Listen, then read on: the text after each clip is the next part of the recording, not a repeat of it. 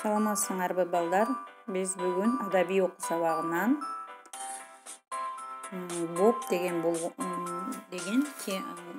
окуя менен окуп таанышабыз. Сабактын темасы Боб болгон окуя.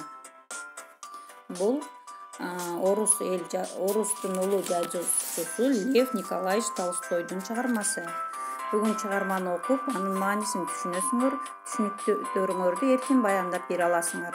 Өрт кызматкерлерин сыйлоого тарбияланасыңар.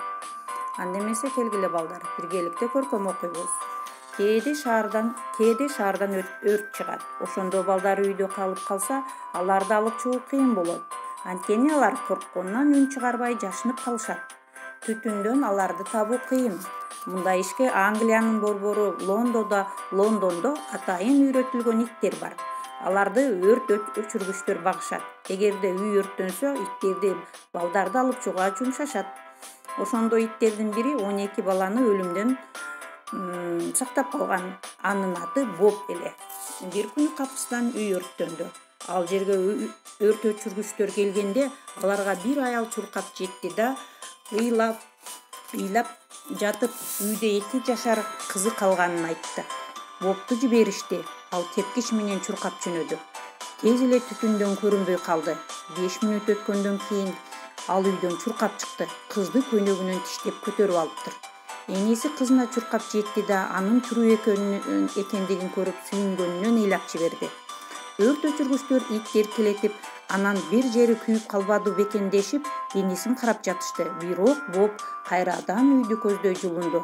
Өрт өчүргүчтөр дагы бир жандык бар экен деп ойлошту да, аны кое беришти. Ит үйгө чуркап келди да, бат эле бир нерсени тиштеп алып, кайра чыкты. Эл аны эмне алып келгендигин көргөндө, жапырт күлүп жиберишти. Балдар, төмөндөгү видеодон силер ушул болгон окуяны байкап көрүп жатасыңар. Боб үйдөн ичинен кайрадан кирип кетти.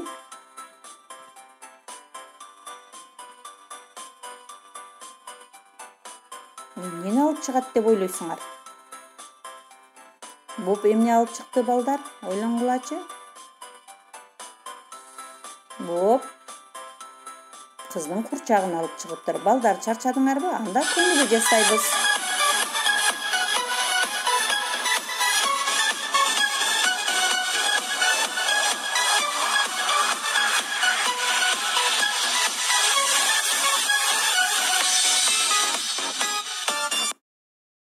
Бир аз эс алып алдыңарбы? Азаматтар, анда эмесе сабагыбызды улайбыз.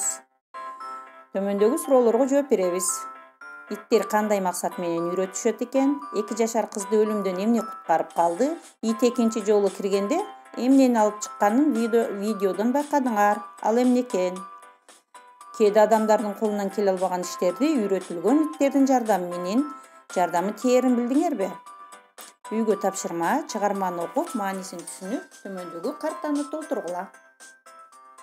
Чыгарманын картасын толтуруп, кайтарым байланыш аркылуу мугалимге жөнөтөсүңөр.